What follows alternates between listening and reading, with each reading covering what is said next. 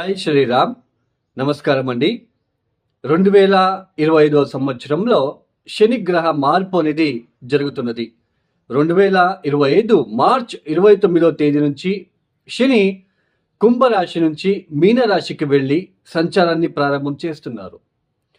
ఈ ఏదైతే శని గ్రహ మార్పు మీనరాశిలో సంచారం జరుగుతున్నదో ఈ 2.5 సంవత్సరాల పాటు ద్వాదశ రాశుల వాళ్ళకి ఎలాంటి ఫలితాలు రాబోతున్నాయో తెలుసుకుందాం. ముఖ్యంగా దానికన్నా ముందు శని గ్రహం గురించి కొన్ని విషయాలు మీకు చెప్తాను.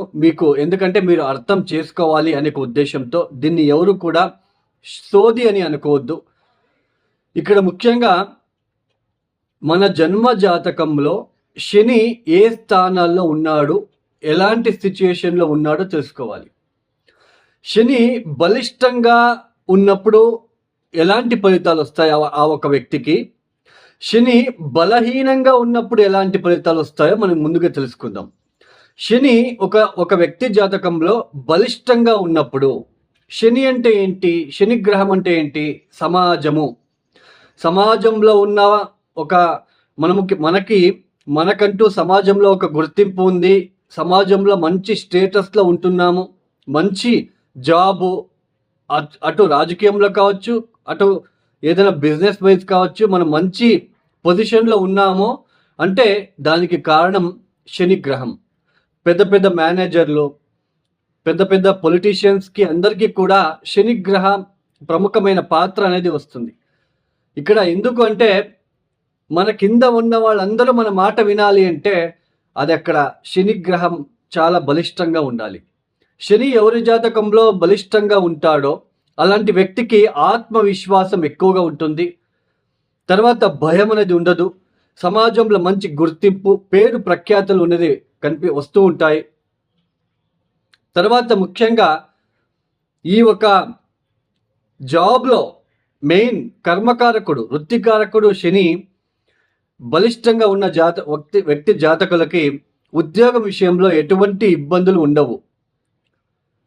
తర్వాత సమాజంలో కీర్తి ప్రతిష్టలు ఎక్కువ అవుతూ ఉంటాయి రోజు రోజుకి కూడా. శని బలిష్టంగా ఉన్నప్పుడు ఇలాంటి మెయిన్ ఆత్మవిశ్వాసం, కాన్ఫిడెన్స్ అని అంటాం. దానికి రీజన్ ఎవరు అంటే శని గ్రహం. అదే శని బలహీనంగా ఉన్న జాతకులు, శని బలహీనంగా ఉన్నప్పుడు ఆ వ్యక్తి ఒక ఎలాంటి సిచ్యుయేషన్ ఫేస్ చేస్తాడు, ఆత్మవిశ్వాసం ఉండదు, చుట్టూ భయం అనేది ఉంటుంది, సంఘంలో గౌరవ మర్యాదలకి హాని కలుగుతూ ఉంటుంది. తర్వాత వృత్తి వ్యాపారంలో అభివృద్ధి లేకపోవడము, ఏ చిన్న వృత్తి చేసుకుంటూ లైఫ్ని లీడ్ చేయవలసిన ప్రమేయము, సరైన ఉద్యోగ అవకాశం లేకుండా ఉండడము, ఇలాంటివన్నీ కూడా శని బలహీనంగా ఉన్నప్పుడు జరుగుతాయి. ఆ వ్యక్తి అంటే ఆ దశ వచ్చినప్పుడు, లేదా శని ఏ స్థానాల్లో ఉన్నాడు మీరు ఒకసారి చూడండి. ఇప్పుడు మీనరాశికి వెళ్ళి సంచారాన్ని ప్రారంభం చేస్తున్నారు శని గ్రహం. మీనరాశిలో అష్టకవర్గ బిందువులు ఎన్ని ఇచ్చారో చూసుకోవాలి. అష్టకవర్గ బిందువులు చాలా ఇంపార్టెంట్. ఇప్పుడు కొంతమంది చెప్తూ ఉంటారు, ఇప్పుడు మీరు కామెంట్స్ కూడా చేస్తూ ఉంటారు, ఇప్పుడు ఈ రాశికి లాభశని, లాభగురు, అద్భుతంగా ఫలితాలు వస్తాయి, కోట్లు సంపాదిస్తారని తమ్నెల్ చూసి మీరు వెళ్ళి చూస్తూ ఉంటారు. బట్ అక్కడ మీరు కింద రాస్తూ ఉంటారు మీరు చెప్పినట్లు జరగట్లేదని. ఎందుకు? గోచారం వేరు, జన్మజాతకం వేరు. ఎలా మ్యాచ్ చేసుకోవాలి గోచారానికి, జాతకానికి? ఇప్పుడు మీకు ఒక ఎగ్జాంపుల్ ఇస్తాను. ఇప్పుడు మీకు తెలుసు ఆల్రెడీ ఏలనాటి శని, అర్ధాష్టమ శని, పంచమ శని, అష్టమ శని అని ఈ ఒక జన్మరాశి నుంచి, అంటే చంద్రుడు ఏ రాశిలో ఉంటాడో అది మనకి జన్మరాశి. ఆ జన్మరాశి నుంచి వ్యయస్థానానికి వచ్చినప్పుడు మనకి ఏళ్ళనాటి శని ప్రారంభం. ఏళ్ళనాటి శని అంటే 7.5 సంవత్సరాల పాటు ఉంటుంది.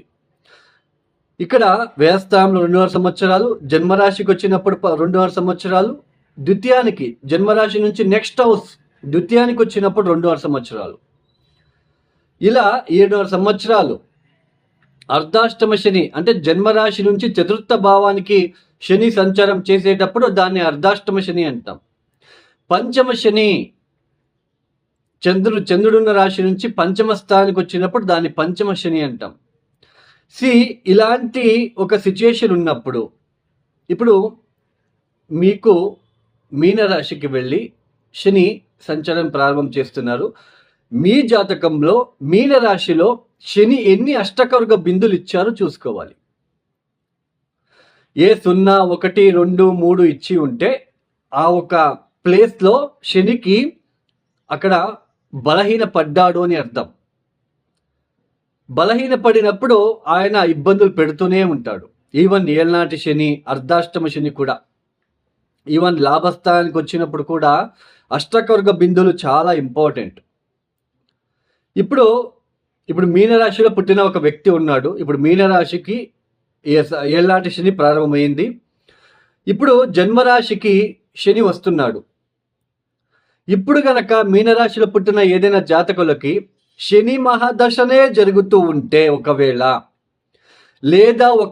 చంద్ర మహాదశ జరుగుతూ ఉంటే వాళ్ళకి ఇది తీవ్రమైన కష్టాలకి గురి చేస్తుంది. అంటే తీవ్రమైన కష్టాలు, బాధ ఎక్కువ అవుతూ ఉంటాయి.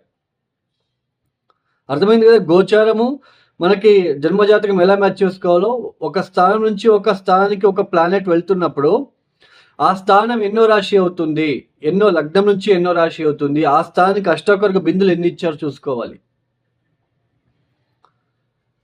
అష్టకవర్గ బిందులు చాలా ఇంపార్టెంట్. తర్వాత ఇప్పుడు శని మీనరాశికి వెళ్తున్నాడు, సంచారాన్ని ప్రారంభం చేస్తున్నారు. అక్కడ శనికి శత్రుగ్రహాలు ఏమైనా ఉన్నారా చూసుకోవాలి. శనికి శత్రుగ్రహాలు ఎవరెవరు? సూర్య, కుజ, కేతు, అక్కడ ఏమైనా ఉన్నారా చూసుకోవాలి. ఏళ్ళనాటి శని, అర్ధాష్టమ శని, పంచమ శని జరిగేటప్పుడు ఒక ఇంటికి వచ్చినప్పుడు ఒకలాగా ఫలితాలు. పంచమ శని అంటే పంచమానికి వచ్చినప్పుడు దాన్ని పంచమ శని అంటాం. సామాన్యంగా కర్మకారకుడు పంచమానికి వచ్చినప్పుడు బుద్ధిశక్తి, ఆలోచన విధానం. పంచమ స్థానం అంటే ఏంటి? బుద్ధిశక్తి, ఆలోచన విధానము, సంతానము, మన అభిరుచి. అలాంటి స్థానానికి వచ్చినప్పుడు ఎలాంటి మనకి ఆలోచన ఇస్తాడు శనిదేవుడు అంటే, కష్టపడి పని చేయడం ఎందుకు, షార్ట్ కట్లో వెళ్ళిపోదాం, జూజాడము, బెట్టింగ్లు, ఇన్వెస్ట్మెంట్ చేసి డబ్బులు నష్టపోవడం లాంటిది. అక్కడ అలాంటి సిచ్యుయేషన్ ఏర్పడుతుంది. ఒక ఇంటికి వచ్చినప్పుడు ఒక లాగా ఫలితాలు అనేది వస్తూ ఉంటాయి. అన్నీ కూడా ఒకేలాగా ఉండవు. ఈ సమయంలో కూడా పరిహారాలు చాలా ఇంపార్టెంట్ అండి.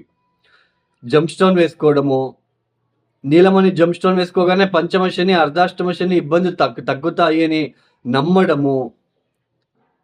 తర్వాత నల్ల బట్టలు వేసుకోండి అని చెప్తూ ఉంటారు కొంతమంది.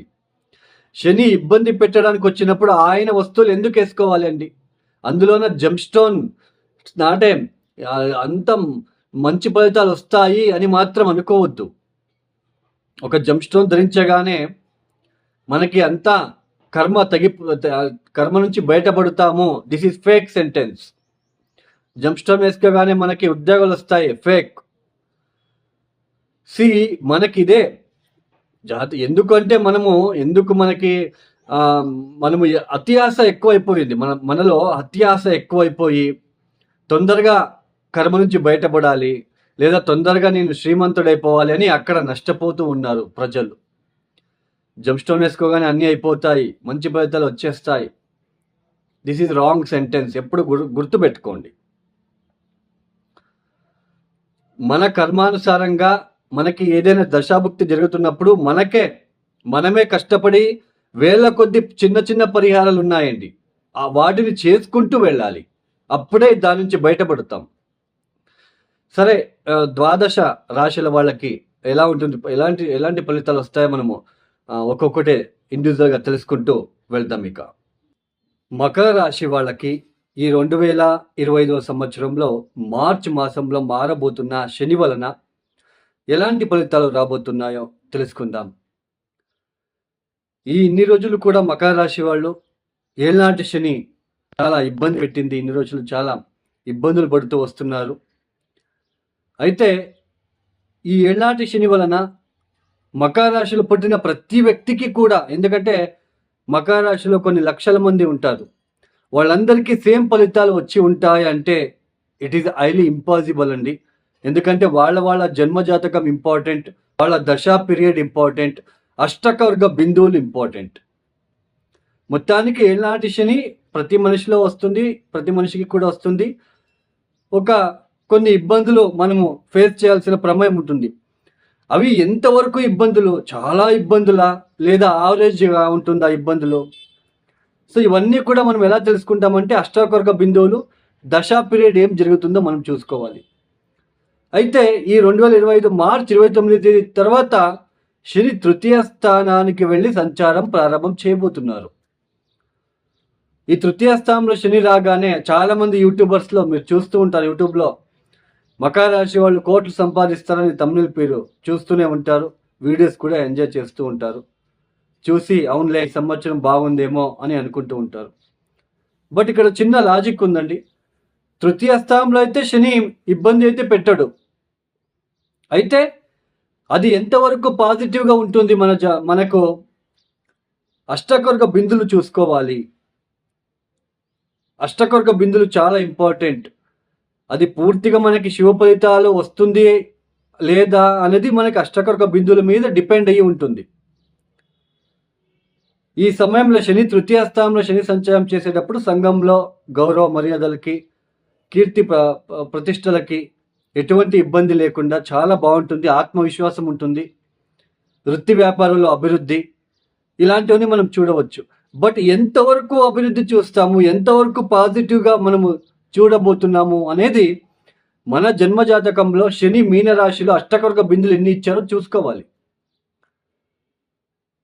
అయితే ఈ తృతీయ స్థానంలో శని సంచారం వలన ఈ సోదరులతో, మీ యంగర్స్తో, మీ కింద వాళ్ళతో, తమ్ముళ్ళు చెల్లెలతో కొన్ని మనస్పర్ధలు, ఇబ్బందులు వచ్చే సూచనలు కూడా ఉంటాయి. ఇప్పుడు శని మీనరాశికి వెళ్తున్నాడు. సరే, ఆ మీనరాశిలో మీ జన్మ జాతకంలో ఏదైనా శనికి శత్రుగ్రహాలు ఏమైనా ఉన్నారో తెలుసుకోవాలి. ఎందుకంటే మీనరాశికి ఇప్పుడు గోచరంలో మీరు పుట్టినప్పుడు మీ జన్మజాతకంలో మీనరాశిలో ఏదైనా శనికి శత్రుగ్రహాలు, సూర్యుడో కుజుడో కేతు గ్రహాలు ఉంటే ఇబ్బందులు కూడా ఉంటాయి అప్పుడు ఆ సమయంలో. తర్వాత అష్టవర్గ బిందులు చూసుకోవాలి. సరే, ఏ గ్రహము లేదు మీ జన్మజాతకంలో, మీనరాశిలో ఏ ప్లాంట్ లేదు, శనికి అష్టవర్గ బిందులు గనక 4, 5, 6 ఇచ్చి ఉంటే ఎక్సలెంట్ పీరియడ్. ఈ సమయంలో గనక శని మహాదశ గనక మీకు జరుగుతూ ఉంటే ఎక్సలెంట్ పీరియడ్. ఏనాటి శని జరిగేటప్పుడు శని మహాదశ జరుగుతూ ఉంటే చాలా వరస్ట్ పీరియడ్, ఇబ్బందులు. అదే తృతీయ స్థానంలోనో లేదా లాభస్థానంలో శని గోచరంలో వచ్చినప్పుడు అదే సమయంలో మనకి శని మహాదశ జరుగుతూ ఉంటే లేదా శని భుక్తి గనక జరుగుతూ ఉంటే ఎక్సలెంట్ గ్రోత్ అనేది ఉంటుంది ప్రొఫెషనల్గా. అదే అష్టమ శని, ఏళ్ళనాటి శని, పంచమ శని ఉన్నప్పుడు శని మహాదశనే జరుగుతూ ఉంటే ఇబ్బందులు ఎక్కువగా ఉంటాయి. దానికి దీనికి డిఫరెన్స్ చూసారా? సో ఇలా మనము లాజిక్గా థింక్ చేసి వెళ్ళాలండి. మకర రాశిలో పుట్టిన ప్రతి ఒక్క వ్యక్తికి కూడా ఈ 2025 సంవత్సరంలో మారబోతున్న శని తృతీయ స్థానంలో శని వలన ప్రతి ఒక్కరు కూడా కోట్లు సంపాదిస్తారు, కీర్తి ప్రతిష్టలు పెరుగుతాయి. ఇది fake sentence. It's depends on your horoscope and ashtakavarga బిందుస్. అష్టకవర్గ బిందులు ఎన్ని ఇచ్చారు, దశా పీరియడ్ ఏం జరుగుతుంది, ఇది చూసుకోవాలి. మొత్తానికి తృతీయ స్థానంలో శని వలన అయితే బాగానే ఉంటుంది, పాజిటివ్గానే ఉంటుంది. బట్ అది ఎంతవరకు పాజిటివ్గా ఉంటుంది, అది మనము అష్టకవర్గ బిందువులు, దశా పీరియడ్. ఈ సమయంలో మీరు చేయవలసిన పరిహారాలు ఏంటి అంటే, ప్రతిరోజు మానకుండా మీరు దత్తాత్రేయ ఒక సిద్ధమంగళ స్తోత్రం చదువుకోవడానికి ప్రయత్నం చేయండి. తర్వాత దత్తాత్రేయ చరిత్ర పారాయణం చేసుకోండి 9 గురువారాలు. తర్వాత ఈ కాకులకు శనివారం పూట ఆహారాన్ని ఫీడ్ చేయండి. తర్వాత నల్ల నువ్వులు, బెల్లం కలిపి మిక్స్ చేసిన ఏదైతే ఉంటుందో స్వీట్, తీపి పదార్థాన్ని ఆవులకి తినిపించండి. బాగా ఆకలితో ఉన్న ఆవులకి తినిపించండి.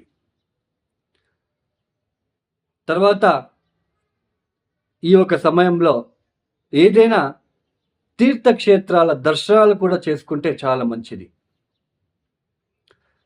మరియు ఎవరికైనా పర్సనల్ ఆరోస్కోప్ కన్సల్టేషన్ కావాలనుకున్న వాళ్ళు డిస్ప్లే అవుతున్న నెంబర్కి నేరుగా మీరు కాల్ చేయండి. చాలా సింపుల్గా ఉండే రెమెడీస్ మీకు చెప్పడం జరుగుతుంది. తర్వాత మీరు ప్రాబ్లమ్స్ ఏమి చెప్పుకోరాదు, నేనే ఎక్స్ప్లెయిన్ చేయాలి అంటే నేనే ఎక్స్ప్లెయిన్ చేస్తాను. మీ జన్మజాతకంలో ఉన్న గ్రహాల వలన మీరు ఏ ఇబ్బందులు పడుతున్నారు, ఏ రెమెడీస్ చేసుకోవాలి, ఎన్ని రోజులు రెమెడీస్ పాటించాలి, ఇవన్నీ కూడా మీకు ఎక్స్ప్లెయిన్ చేయడం జరుగుతుంది. తర్వాత ఈ యొక్క వీడియో మీకు నచ్చితే లైక్ చేయండి, షేర్ చేయండి, సబ్స్క్రైబ్ చేసుకోండి. సర్వే జనో సుఖినో భవంతు. ధన్యవాదములు. జై శ్రీరామ్.